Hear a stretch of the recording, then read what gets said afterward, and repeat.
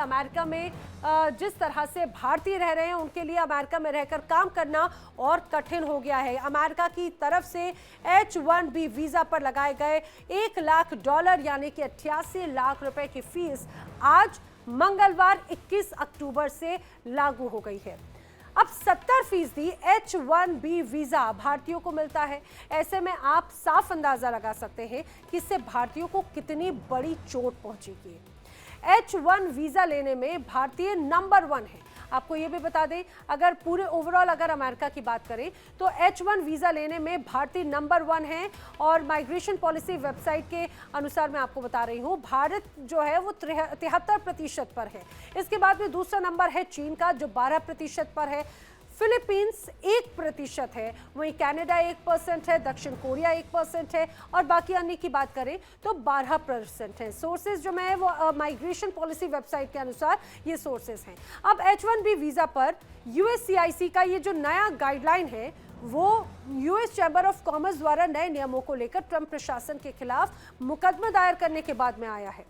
संगठन ने कहा है कि बढ़ी हुई फीस अमेरिकी कंपनियों को नुकसान पहुंचाएगी। इस प्रमुख व्यावसायिक संगठन ने ट्रंप के 19 सितंबर के आदेश को कानूनी रूप से अमान्य करार दिया। आदेश पर हस्ताक्षर करते हुए डोनाल्ड ट्रंप ने कहा कि उनकी पहल का उद्देश्य अमेरिकियों को नौकरियों में प्राथमिकता देना है। अन्य विदेशी कर्मचारियों और कंपनियों ने भी बाकायदा इस पर चिंता जरूर जाहिर की।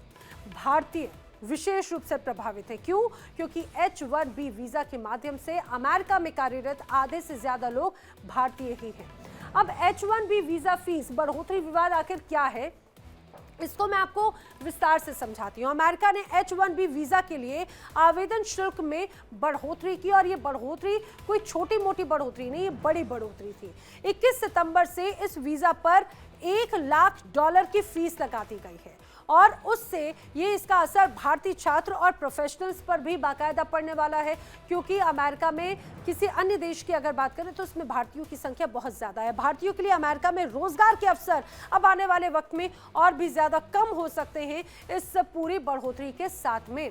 अब आप इसको इस रूप में समझिए, मौजूदा H1B वीजा होल्डर ये जो कहा जाए वो इससे सीधे सीधे इंपैक्ट करेंगे। 88 लाख वाले H1B वीजा बम से किसे छूट जो है, जो मौजूदा जिनके पास में जो वीजा है वो इससे जरूर थोड़ा सा उनको रियायत होगी, लेकिन जो पहले से वैध H1B वीजा है उन पर भी एक तरह से इतनी बड़ी फीस का बोझ नहीं होगा। पहले वाला नियम कुछ शर्तों के साथ में होगा। और सबसे खास बात ये कि जो इस तारीख से पहले जो वीजा ऑलरेडी स्वीकार किए जा चुके हैं, स्वीकृत आवेदन, उन पर एक तरह से उन्हें छूट दी गई है।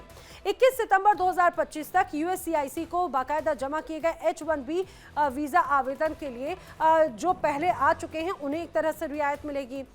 F1 से H1B वीजा में बदलाव जो है उससे एक तरह से इसमें छूट मिलती हुई नजर आती है, लेकिन इंटरनेशनल स्टूडेंट्स को F1 वीजा से H1B वीजा में बदलाव करने के लिए ये फीस नहीं देनी होगी। उनके लिए ये जरूर राहत की बात है, लेकिन जो नए वीजा लेंगे उनके लिए जरूर चिंता की बात है।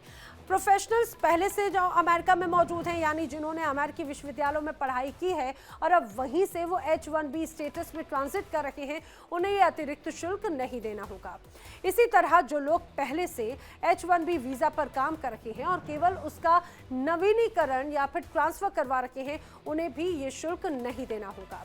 अमेरिकी सरकार का मानना है कि कुछ कंपनीज H1B वीजा का दुरुपयोग कर रही हैं, खास करके वो जो अमेरिका में नहीं बल्कि विदेशों में बैठे लोगों के लिए ये वीजा आवेदन करती हैं ताकि उन्हें कम वेतन पर काम पर रखा जा सके। इस अतिरिक्त शुल्क का उद्देश्य ऐसे दुरुपयोग को रोकना है और अमेरिकी श्रमिकों के हितों की रक्षा करना है। अपने आप में इसीलिए ये कहा जा सकता है कि आज का दिन, खासतौर से जब ये नई वीजा पॉलिसी लागू हो रही है, तो उन लोगों के लिए बहुत अहम हो जाता है।